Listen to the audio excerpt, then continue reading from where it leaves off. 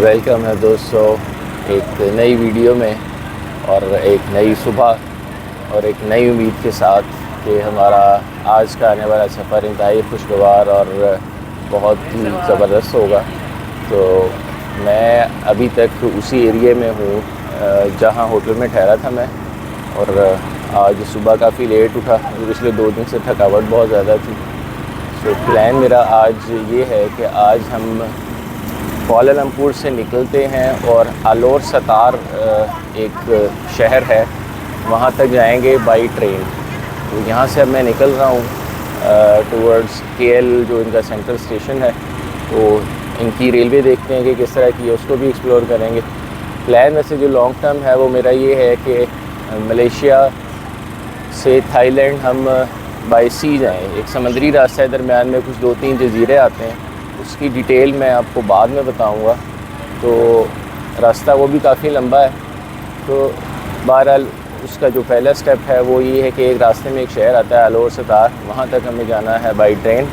और उसके लिए अब मैं निकल रहा हूँ केएल सेंट्रल स्टेशन की तरफ। तो जाके देखते हैं। अभी मुझे ये भी नहीं पता कि उसकी टिकट मिल जाएगी हमें या नहीं मिलेगी। बहरहाल यहाँ से अभी चलते हैं जो उनका केएल मेन स्टेशन है, और जाके देखते हैं कि क्या पॉसिबिलिटीज़ हैं अपनी मंजिल की तरफ मज़ीद रवाना होने की।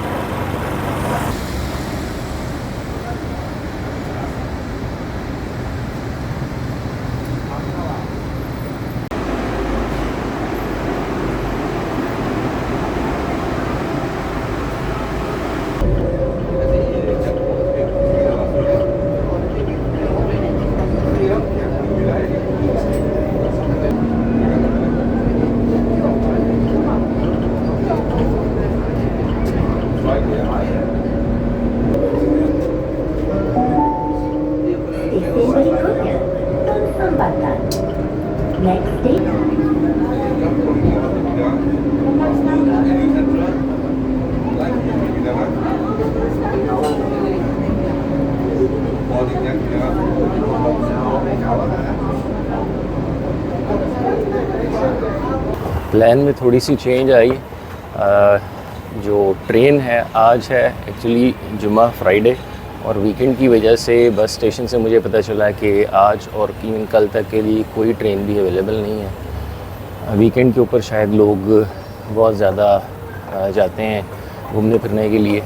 तो अभी जहाँ हमने जाना था लंकावी आइलैंड, तो वो भी एक शायद रिजॉर्ट टाइप है, लोग बीचेस हैं वहाँ पे, तो लोग घूमने फिरने के लिए जाते हैं। तो ट्रेन तो कोई अवेलेबल नहीं थी। दूसरा ऑप्शन उस बंदी ने मुझे बताया कि भाई थोड़ा दूर एक बस टर्मिनल है, और वहाँ से आप पता कर सकते हैं कि शायद आपको बस मिल जाए कोई। तो अब मैं बस टर्मिनल आया हूँ। ये बस टर्मिनल है केएल सेंट्रल स्टेशन से थोड़े से फासले के ऊपर है। ट्रेन से आप एक स्टॉप चलते हैं तो अभी टीबीएस के नाम से ये बस टर्मिनल है। तो यहाँ पे पता करते हैं कि अगर कोई बस अवेलेबल है।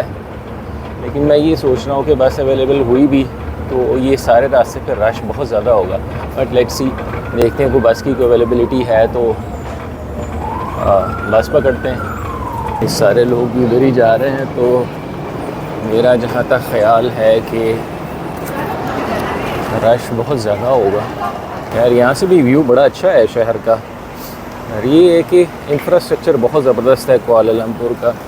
इसके इंफ्रास्ट्रक्चर ने मुझे काफ़ी ज़्यादा इम्प्रेस किया। अब ये है जनाब टीबीएस, इनका जो बस टर्मिनल है कुआलालंपुर का। अब यहाँ से मुझे पता करना है कि अगर कोई बस मिलती है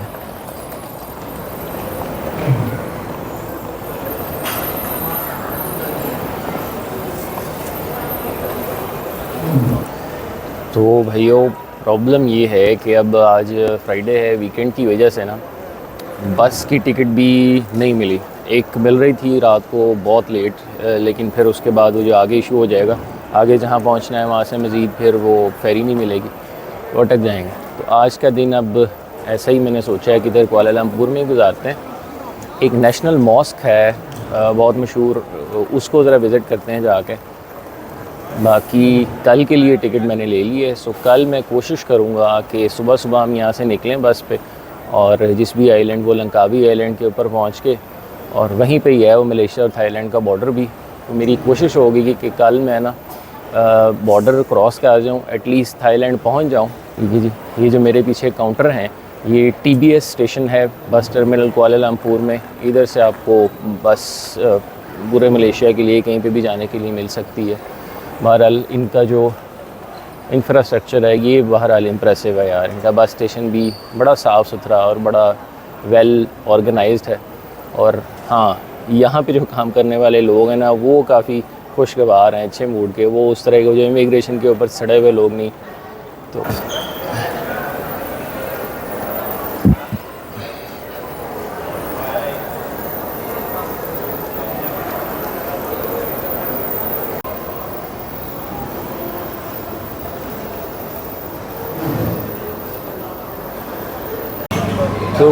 बस स्टॉप, ये जो बस टर्मिनल है, इसके बाहर एक और मामा रेस्टोरेंट मुझे नज़र आया था।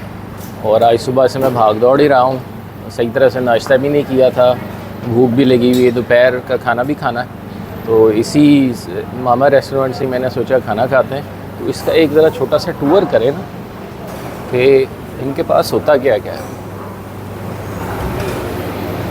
ये इनके पास है दोस्तों, ये देखो, ये बहुत सारी चीज़ें हैं। ये अंडा करी, और ये पता नहीं, ये साथ इसने कुछ चिकन की डिशें रखी हुई बहुत सारी, और ये मछली, और ये ऊपर वेजिटेबल। अच्छा, ये है ऐसा बॉस, एक ये biryani. What is this brother, what is this? Lamb ketchup, chicken. यार चिकन, पता नहीं चिकन की कोई डिश है कुछ इस तरह से, अल्लाह जाने। और क्या है? And this one is tandoori right? बाबा, हाँ, ओके ओके ओके, चिकन बाबा। ये भी क्या नाम है यार। चलो, ये ऊपर कुछ वेजिटेबल, ये इससे मलेशियन बिरयानी है राइट? हाँ, okay. It is different then Indian biryani? Same same same Indian biryani. अच्छा, same Indian biryani, Malaysian biryani, it's the same यार। Okay okay right. You are from Malaysia right? You are from Malaysia right? You are from Malaysian? हाँ, okay. So दोस्त, अच्छा यार, मैंने इनसे बिरयानी ली थी। So brother, how much have to pay? ये लो भाई, ये अपना बिल बना है तेरा को तकरीबन 19 रिंगट। So 19 ringgit is not that much, okay। ये भैया अपना इंडिया से है। इंडिया से भाई कहाँ से हो? कोलकाता। इंडिया, कोलकाता से। तो ये भैया अपना हिंदी भी समझता है थोड़ी बहुत। आप हिंदी बोलते हो ना? वैसे आप कौन सी लैंग्वेज बोलते हो? कौन सी? दोनों लैंग्वेज है, हिंदी और बांग्ला। हिंदी और बांग्ला ज़्यादा बोलते हैं। यहाँ काफ़ी लोग हैं बांग्लादेश से भी, इंडिया, पाकिस्तान, मलेशिया में काफ़ी लोग हैं। अच्छा अच्छा, आप कब से हो यहाँ मलेशिया में? 1 साल हो गया। अभी 1 साल हुआ है। तो अच्छा है यहाँ पे काम, कैसा है? गुड है? पैसा काफ़ी है कि नहीं? अच्छा, चले, इट्स गुड। अच्छा, ये लो यार, ये अपना, ये अपना हो गया भैया 19 रिंगट। बहुत शुक्रिया भैया, ठीक है, खुदा हाफिज़।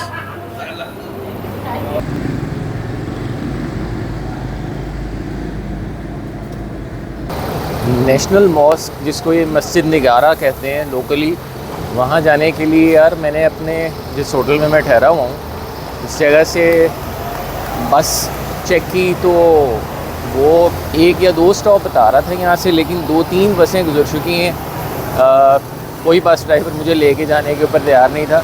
लेकिन खैर, एक और प्रॉब्लम भी अगर वो होता भी कि वो टिकट आप जो है ना वो बस ड्राइवर से नहीं ख़रीद सकते। उसकी टिकट्स या तो आपके पास कार्ड आपको लेना पड़ता है, तभी आप उसके ऊपर बस के ऊपर सफ़र कर सकते हैं। तो भैया मैंने एक दफ़ा के लिए कार्ड तो नहीं लेना कहीं से जाकर, और वो भी कहीं और से मिलेगा, मुझे नहीं पता वो कहाँ से मिलेगा।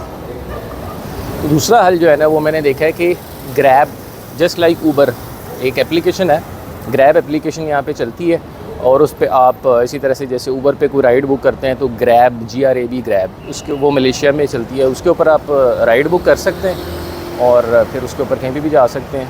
तो मैंने अब रिसेंटली वो ग्रैब एप्लीकेशन के ऊपर ना एक राइड बुक की है जो मस्जिद निगारा, यहाँ से कोई बहुत ज़्यादा दूर नहीं है। बहरहाल अब वो राइड बुक की है, लेट्स सी कि अब वो बंदा यहाँ पहुँचता है या नहीं पहुँचता। तो फ़िलहाल तो अब मैं उसका इंतज़ार कर रहा हूँ।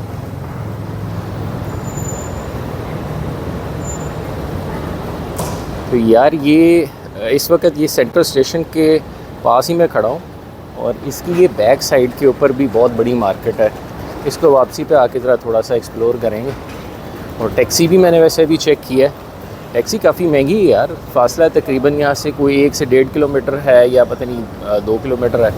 तो 2 किलोमीटर का टैक्सी वाला जो है ना मुझसे 30 रिंगट मांग रहा था। मैंने कहा भाई ये तो बहुत ज़्यादा है, तो हम कोई और रास्ता ही ढूंढते हैं।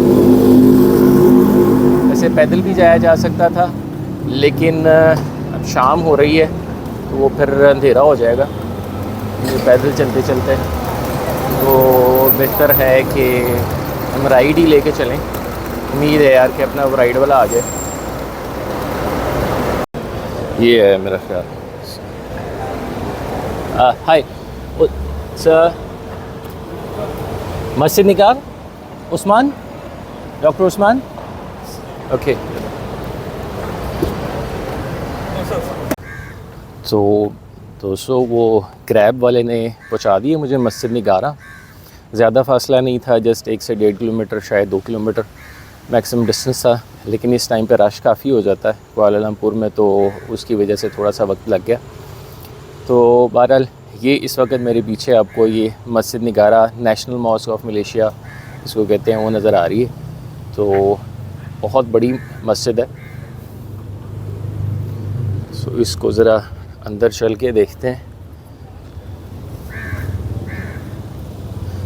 ये इसका ये जो मीनार है हमें नज़र आ रहा है सामने, ये इसकी हाइट है तकरीबन 73 मीटर्स, 73 मीटर इसकी हाइट है। और दूसरा इसका एक और बड़ा फीचर वो है इसके जो 16 पॉइंटेड स्टार की शक्ल की इसकी छत है। तो वो अभी किसी और तरफ से मैं जाके देखता हूँ। अच्छा, ये तकरीबन 16 एकड़ के ऊपर फैली हुई, 16 एकर्स के ऊपर फैली हुई मस्जिद है। और तकरीबन 15,000 लोग एक टाइम पे इसमें नमाज अदा कर सकते हैं, 15,000 पीपल। इसकी मस्जिद की जो एक हिस्ट्री है उसका ये इसकी जो मलेशिया के इंडिपेंडेंस है ना उसके साथ इसका थोड़ा सा ताल्लुक़ है।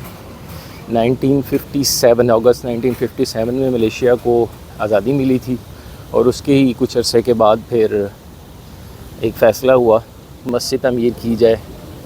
तो उस वक़्त फिर जो इनकी 11 स्टेट्स थी उस वक़्त, उसके सारे चीफ़ मिनिस्टर्स इकट्ठे हुए और एक फ़ैसला किया गया कि इस मस्जिद को कहाँ तमीर करना है। तो इसकी लोकेशन के ऊपर उस वक़्त एक चर्च हुआ करता था। सो उस चर्च के साथ थोड़ा सा निगोशिएट करने के बाद उसको रीलोकेट कर दिया गया।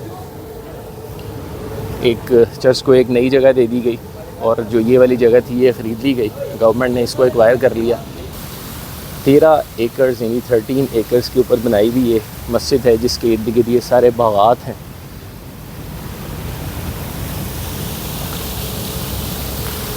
और 1987 के अंदर इस मस्जिद निगारा की रेनोवेशन बहुत ज़्यादा की गई। और ये इसके साइडों पे यार ये बहुत ही एक ना खूबसूरत सा मंज़र है, फाउंटेन्स फवारों का। फिर इसका आर्किटेक्चर, हाँ, और इस मस्जिद के जो आर्किटेक्ट्स हैं वो उसमें कुछ यूके और मलेशिया के लोगों ने मिल के इसका सारा डिज़ाइन मुकम्मल किया था।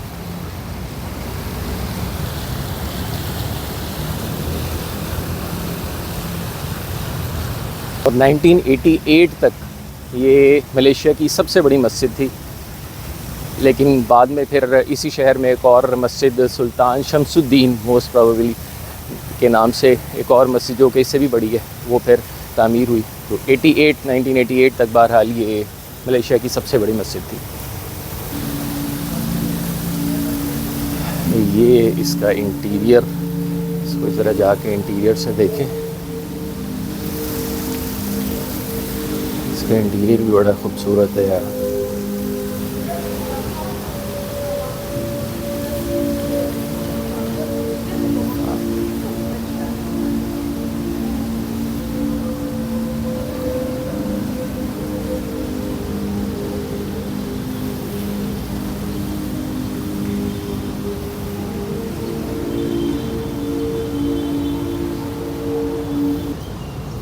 सो ये है एक्चुअली वो 16 पॉइंटेड स्टार शेप्ड छत इस मस्जिद की, जो कि दूसरा एक खूबसूरत फीचर है। ये दरअसल इसको ऊपर से देखा जाए तो एक स्टार है जिसके 16 कोने। ये दरअसल मस्जिद के बिल्कुल अंदर सेंटर में आके ना ये एक छोटा सा पूल है, इसमें फुव्वारे हैं।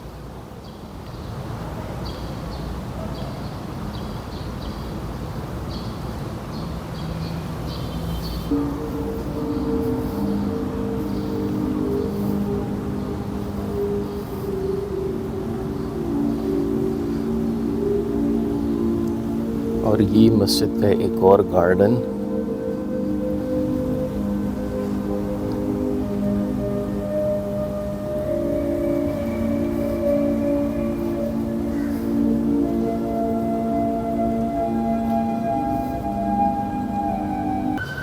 अच्छा, ये तमाम इमामों की तस्वीरें हैं यहाँ पर और उनका टेन्योर भी लिखा हुआ है, कौन कब से कब तक का।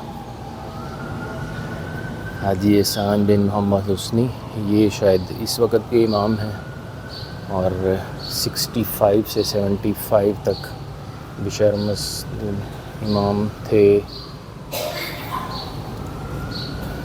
इमाम बिशार, और फिर उसके बाद 70 से 74 तक, और 74 से 75 शेख अब्दुल मोहसिन।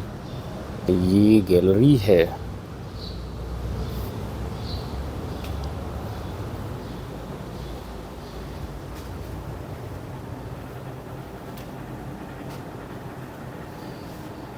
अच्छा, ये मस्जिद के अंदर ये गैलरी है और ये फिर सारी हिस्टोरिक तस्वीर। अच्छा, ये है एग्जैक्टली ये जिस छत की मैं बात कर रहा था, ये स्टार शेप की है और ये जो कोने हैं सारे के सारे, ये 16 कोने हैं इसके। तो 16 पॉइंटेड स्टार है ये एक। सो ये है जी मस्जिद का रात के टाइम का एक मंज़र। सो ये पूरी हिस्ट्री उसकी कि ये जब बन रही थी उस वक़्त का ये।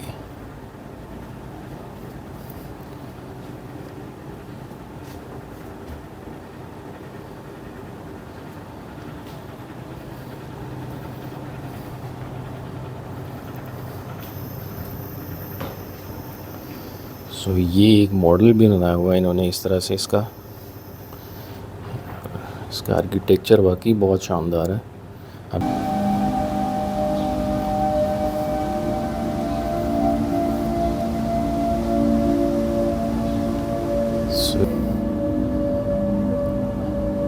सो ये है जनाब मेनली नमाज की जगह, प्लेयर हॉल, और बहुत ही पुरसुकून जगह है यार।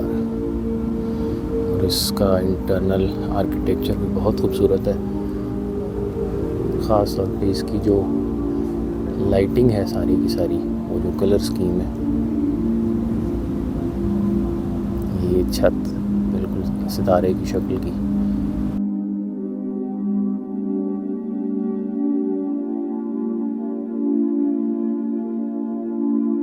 इस मस्जिद की जब तामीर शुरू हुई थी 65 में आई बिलीव, और तो उस वक़्त इस मुल्क के जितने भी 11 रियासतें थी उनके चीफ मिनिस्टर्स इकट्ठे हुए। अब जब इसका फ़ैसला किया गया कि एक हिस्टोरिक और एक आइकॉनिक मस्जिद तमीर की जाए अब आज़ादी की खुशी में, इस मुल्क की जो आज़ादी मिली थी, तो उन्होंने जो नाम तजवीज़ किया था वो उस वक़्त के प्राइम मिनिस्टर टिंकू अब्दुल रहमान के नाम से। लेकिन बाद में जब प्राइम मिनिस्टर को पता चला तो उन्होंने ये ऑनर लेने के लिए रिफ्यूज़ कर दिया और फिर सजेस्ट किया कि इसका नाम जो है वो मस्जिद निगारा रखा जाए एज अ थैंक्स गिविंग, कि हमें बग़ैर किसी किस्म के खून खराबे के और ब्लड शेड के अंग्रेज़ों से आज़ादी मिली।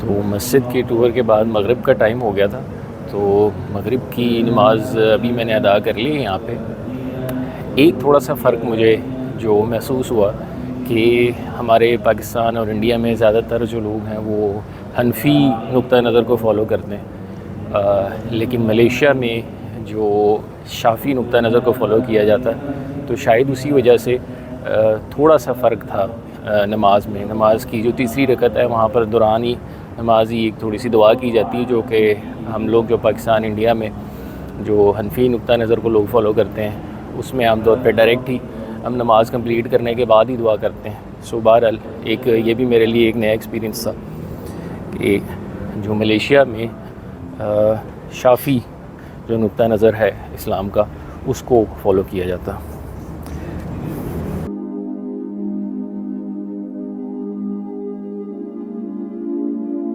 तो मैं आ गया वापस होटल जिस जगह मैं ठहरा हुआ था। बारात भी हो गई है और यहाँ पे भी एक छोटा सा कैफ़े है अंदर ही बना हुआ, तो इनसे ही मैंने कहा है कि यार एक जूस मुझे दे दें और उस बाकी कुछ सैंडविच वगैरह मैंने दोपहर को लिए थे, तो बैठ के उसी के साथ डिनर करते हैं, इनसे जूस लेते हैं और जाते हैं बेड। सुबह फिर मुझे जल्दी उठना है, निकलना है टूवर्ड्स वो लंकावी आइलैंड जो थाईलैंड मलेशिया का बॉर्डर है जिस जजीरे के ऊपर, वहाँ। तो बस आज के लिए काफ़ी है इतना ही। मैं लेता हूँ अपना यहाँ से जूस और फिर अगली वीडियो में दोबारा मिलते हैं।